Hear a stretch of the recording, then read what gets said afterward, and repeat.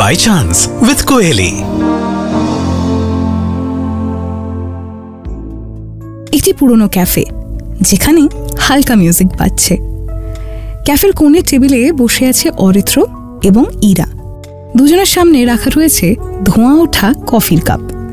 দুজনেই ডিভোর্সি, প্রেম এবং বিবাহের প্রতি একদমই নট সো ইন্টারেস্টেড। জানিস, আমার অফিসের কলিগরা এখনো আমাকে সেট করানোর চেষ্টা করে, যেন ওরা সমাজসেবা করছে।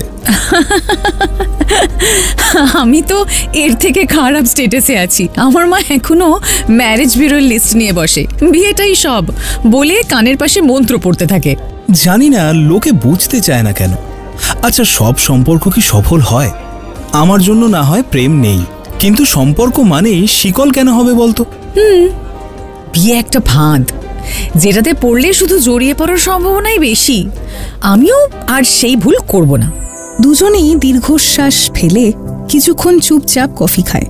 তাদের সম্পর্কটা বন্ধুত্বের, নির্ভরতার, কিন্তু কখনো প্রেমের দিকে মোড় নেয়নি। ইরা আর অরিত্র প্রায় দিন একসঙ্গে অনেক রাত অবধি আড্ডা দেয়।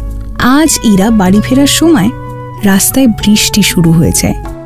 অরিত্র ইরাকে নিজের ফ্ল্যাটে থাকার জন্য ইনসিস্ট করে। শোন ইরা, এই ঝড় বৃষ্টির মধ্যে আমি তো তোকে যেতে দিতে পারি না। এক কাজ কর, আজ আমার বাড়িতেই থাক প্লিজ। আমি আর কোনো পুরুষের বাড়িতে থাকতে চাই না, বিশেষ করে রাতে। আরে আমি তো তোর বন্ধু, এখানে প্রেমের কোনো সুযোগ নেই, রিল্যাক্স। ঠিক আছে, তবে একটা শর্তে। কি শর্ত? তুই আমাকে তোর বিয়ের গল্প বলবি, কেন শেষ হলো। জানিস ইরা, ভালোবাসার কথা সবাই বলে, কিন্তু কাউকে ভালোবাসতে গেলে নিজের একটা বড় অংশ বিসর্জন দিতে হয়। আমি ক্লান্ত হয়ে গিয়েছিলাম চেষ্টা করতে করতে। আমার ক্ষেত্রেও তাই। আমার স্বামীর সব কিছু ঠিকঠাক ছিল, কিন্তু কোথাও একটা শূন্যতা ছিল জানিস।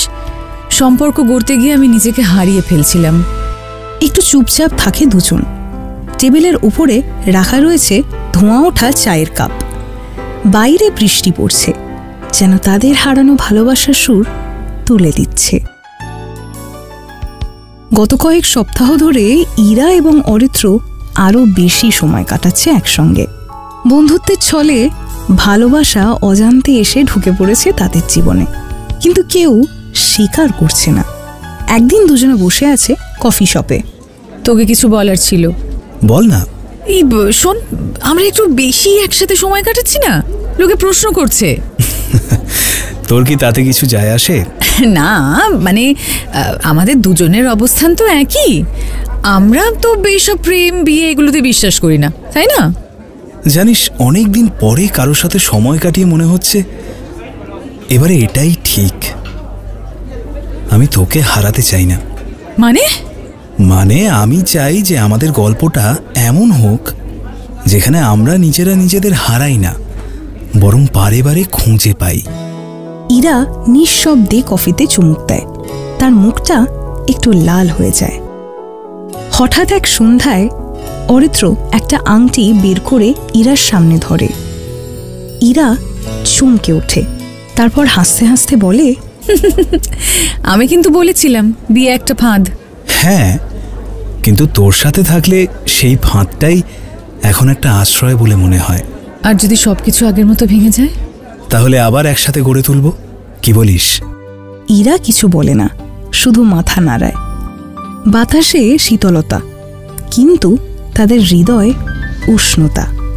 ধীরে ধীরে আর একটা নতুন গল্প শুরু হয়, যেখানে তাদের ভালোবাসা নতুন করে জন্ম নেয়। এরকমই প্রেমের গল্পে মন ভরাতে হলে শুনতে ভুলো না love by chance with me Kohli.